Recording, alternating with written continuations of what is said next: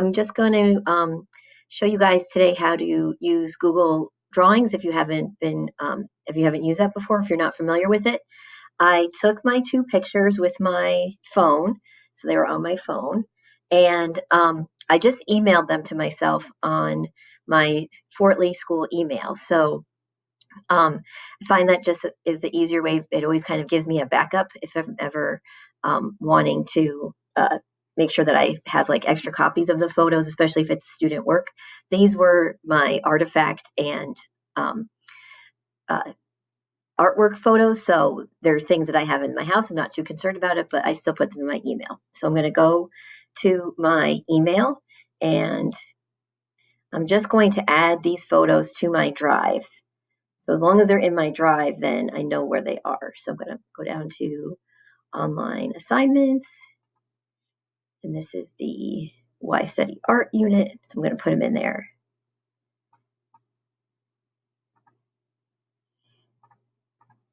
Okay, so got that first one. And I'm going to organize the second one, do the same thing. So once they're in my drive, then I can download them into Google Drawings really easily. So online assignments, Why Study Art. And I'm going to move them here. Okay, so now I'm going to go back up to my drive. And they are right here, so that's great. And I'm going to start a new project. And if you go scroll down the drop-down menu and you go over to Google Drawings, it'll come up as a choice. And I'm going to title my drawing Art versus Artifact. Okay, so this is basically like your blank canvas that you're going to be using for your art versus artifact work. So the first thing I want to do is I want to do something on the background. Otherwise, this is going to show up as kind of like transparent. So if you just are anywhere in this space and you right click on that space, you'll see the menu come up and then it says background. So you can kind of pick whatever color you want. I'm going to pick a light color because I want the images to show up. So I'll just do that color. And then I'm going to insert my photos. So I'm inserting my images. So insert image. They're in my drive, so that's really easy. So I'm just going to pick them there. And usually your drive will recognize like the most recent photos you've opened up. So I'm going to pick my Apple Watch. And that's a little bit big. I don't want it to be so big because I want to fit my other image too. So I'm just going to scale that down. Remember, scale is something in size that's in relation to something else. So I want both my photos to kind of have equal importance. So I want them to be equal in scale. All right. That's pretty good. And now all you are going to do is you're going to insert your text box. So you go up to the little box that says T. I'm going to make my text box right here. And I'm just going to start to type. So I have Arial, I have 14-point font size, I have just black text. If you want to change any of those things, actually I'm going to increase my font size slightly.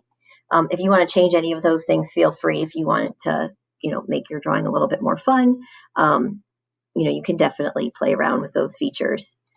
All right, so I'm going to call my Apple Watch my artifact. I'm going to say because, and I'm going to do like a bulleted list. Artifact because dot dot dot. I'm going to say it is an object that is indicative. This means like it's kind of like tells about the time that we live in.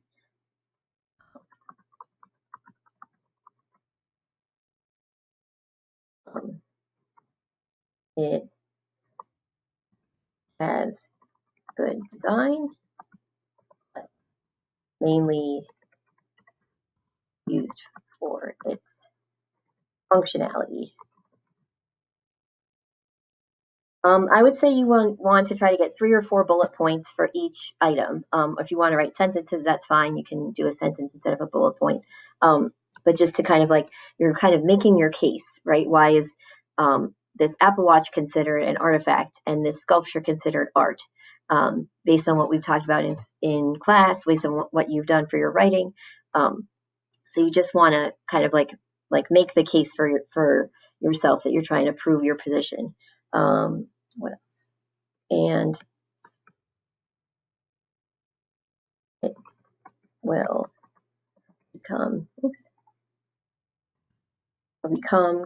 obsolete at some point. Means not useful at some point where this Apple Watch will cease to be useful because some other thing will be invented. Say it is item recognizable.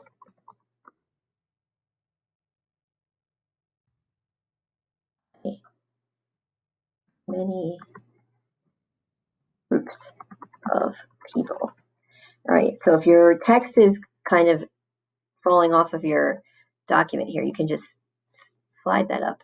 Fix my spelling error there. Okay, now if you want to put a little border around your text box, you can definitely do that. So that's under Format, and then you go to Borders and Lines, and you can choose border color, border dash, border type. You can have like a fun border if you want, border decorations, if you want to change the corners. I'm just going to do a colored border, so I'm going to kind of stick in my same like orange brown color family here, and I'll do that for my border.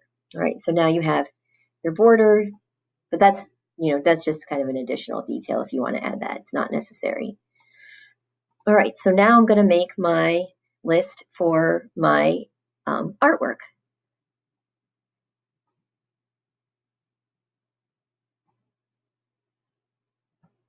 And there's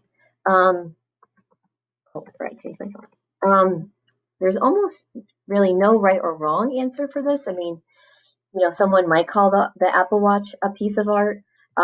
These are just the rationale that I'm going to set forth because I'm trying to compare it to something that I think is truly a piece of art. But this is like we said on the first day. This is all subjective. Just want to change that a little bit. So if you have an item that you think is art, as long as you can kind of justify why you think that it is, then go for it. So art because, say, created by an individual artist, not produced, so it's not made in a factory. I bought this at an art fair in New Mexico. It was only Native American artists that were allowed to show their work, so it was like traditional work, 100%. As the details, which are hand painted slash hand made, right? So things like the little drum that the girl is holding, the blanket that's on the shoulders of the figure, the facial decoration on the figure, all of that somebody like painstakingly painted on with a tiny, tiny brush. So you can really tell that somebody spent time working on this. That's not to say that people didn't spend time creating the Apple Watch, but this was kind of a more individual way of working, and the artist could really kind of do whatever they saw fit. They didn't have to like follow the set plan. Has details which are hand painted and handmade, and work of the artist herself. So no one was telling her what to do. She could kind of make her own decisions about the work. It's one of a kind.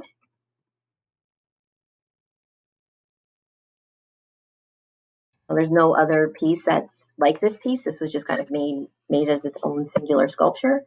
What else? It does not have a function made to be looked at. So that's kind of a hallmark of artwork that we talked about before, or and that people had mentioned in their writing, that your artwork is something that doesn't necessarily have to be useful, right? You have it in your house or in your space because you think that it's beautiful, or it gives you enjoyment to look at it. And then I'm going to say made from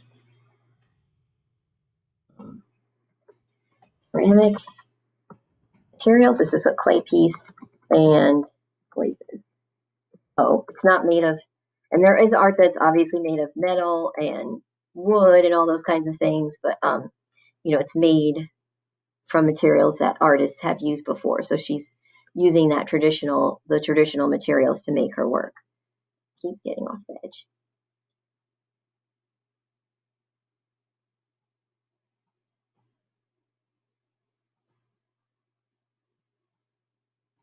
Okay, so now I'm going to do my border for that column. So format, borders. Oh, make sure you're surrounding the area you want to border. I was almost going to put a border on my photo, which I don't want to do. If you want to put borders on your photos, go for it. Okay, so now I have my art versus artifact document, and I'm going to make sure that it's in the correct place. So, yep, it's in. I can see it in my Why Study Art folder, so I know that it's where I want it to be. If you wanted to move this to another folder, you can definitely do that from this little folder icon. And then I'm going to upload it to Google Classroom. So once you have this in your Google Drive, you can upload it to the assignment post. If you have any questions, you can let me know. But this is the basic procedure for completing something on a Google drawing, and it just kind of adds a little bit more interest and life to your work than just kind of sticking your pictures onto a Google document. Okay, thanks.